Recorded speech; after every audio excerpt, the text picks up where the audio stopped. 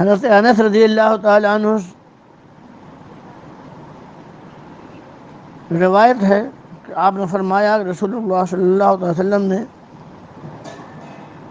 فرمایا کہ اللہ تعالیٰ کسی مومن پر کسی نیکی میں ظلم نہیں کرتا، اس کا عوض دنیا میں دیا جاتا ہے اور اس کے عوض آخرت میں جزا دی جائے گی، اور کافر تو وہ دنیا میں اپنے نیکیوں کے عوض جو وہ کرے کھلا دیا جاتا ہے، یہاں تک کہ جب آخرت تک پہنچتا ہے تو اس کے پاس کوئی نیکی نہیں ہوتی جس کی جزا، اس کا بدلہ اسے دیا جائے۔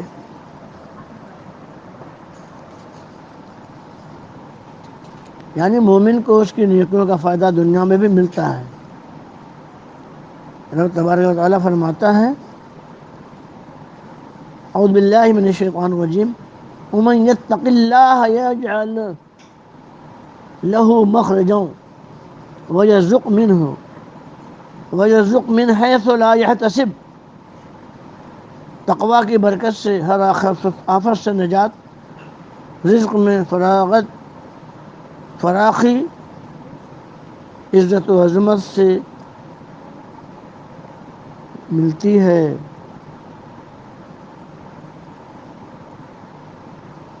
یہاں چیزوں سے جو اسے حاصل ہے اچھائی، نیکی، اس کی آخرت کی جزا میں کمی نہیں ہوتی۔ یعنی جو یہاں وہ آرام اٹھا لے گا تو ایسا نہیں ہے کہ وہاں کے آرام میں کمی کی جائے گی اس کی وجہ سے تم نے آرام اٹھا لیا، نہیں، بلکہ یہاں بھی مومن کو، اصول سے جینے والے کو جو نیکی اور جو آرام، جو جزا حاصل ہوتی ہے آخرت میں، اس میں کوئی کمی نہیں ہوگی۔ مثلا سرکاری ملازم کا بھتہ تنخواہ میں نہیں کٹتا، اور کافر کی دنیاوی تکالیف آخرت کے عذاب سے کچھ کم نہیں ہوتی۔ جیسے ملزم کی حوالات کا زمانہ جیل کی مدت میں نہیں کٹتا، کافر جو دنیا میں ہو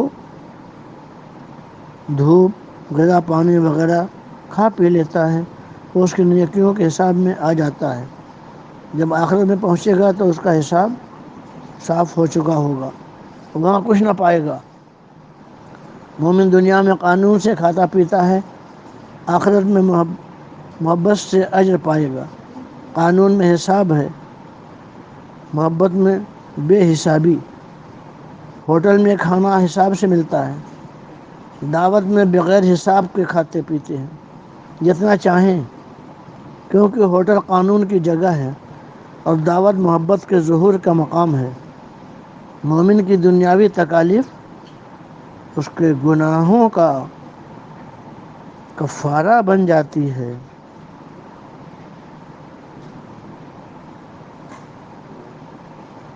حضرت ابو ہریرہ رضی اللہ تعالی عنہ سے روایت ہے، آپ فرماتے ہیں کہ فرمایا رسول اللہ صلی اللہ تعالی وسلم نے، جہنم خواہشات سے گھیر دی گئی ہے، یعنی لالچ، اور جنت تکالیف سے گھیر دی گئی ہے۔ جو تکلیف مومن یہاں اٹھائیں گے جنتی ہو جائیں گے، خاتمہ بالخیر ہوگا۔ دوزخ انتہائی خوفناک مقام ہے، مگر اس کے راستے میں بہت سے بناوٹی پھول اور باغات ہیں۔ دنیا کے گناہ و بدکاریاں جو بظاہر بڑی خوشنما، لطف انگیز، من کو بھانے والی، پسندیدہ ہیں، یہ دوزخ کا راستہ ہی تو ہیں۔ یہ جانتے ہوئے بھی لوگ ان راستوں پر خوشی خوشی چلنا چاہتے ہیں، چل رہے ہیں، اور جنت جو بڑا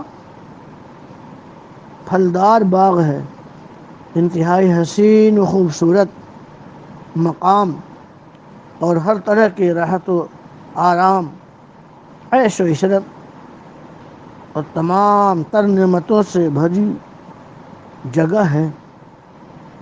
اس کا راستہ کانٹوں بھرا ہے جسے طے کرنا نفس پر بھاری ہے۔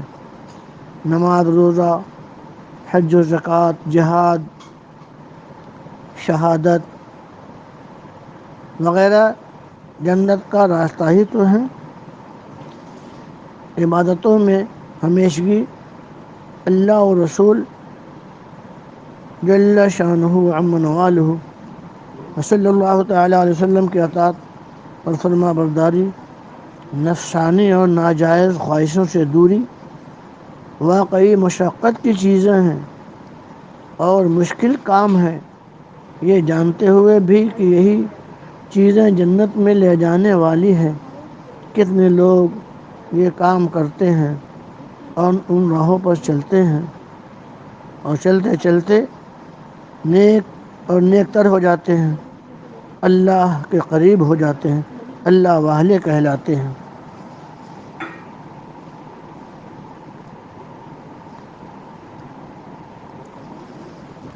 ایک حدیث پاک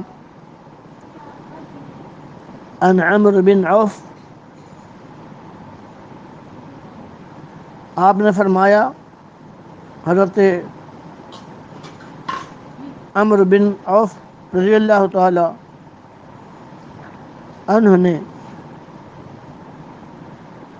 رسول اللہ صلی اللہ علیہ وسلم نے فرمایا،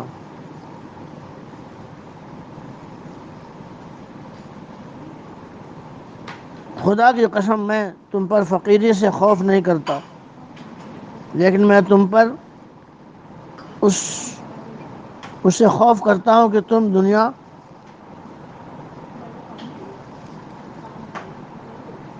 تمہارے اوپر پھیلا دی جائے جیسے تم نے پہلے والوں پر پھیلا دی گئی تھی، تو تم اس میں رغبت کر جاؤ جیسے وہ لوگ رغبت کر گئے اور تمہیں ویسے ہی ہلاک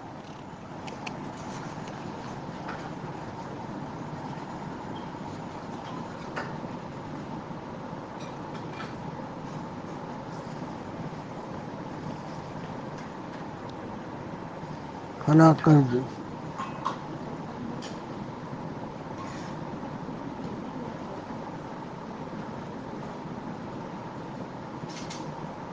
حضور اکرم صلی اللہ علیہ وسلم نے صحابہ اکرام کی مسکینیت، غریبی دیکھ کر ارشاد فرمایا، اے میرے صحابہ، تمہاری یہ غریبی اور فقر و فاقہ عارضی ہے، ان قریب تم بہت مالدار ہو جاؤ گے، مگر فقیری خطرناک نہیں، امیری سے خطرہ ہے کہ اس میں فتنے بہت ہیں۔ واقعی غریبی کی بنسبت امیری زیادہ خطرناک ہے۔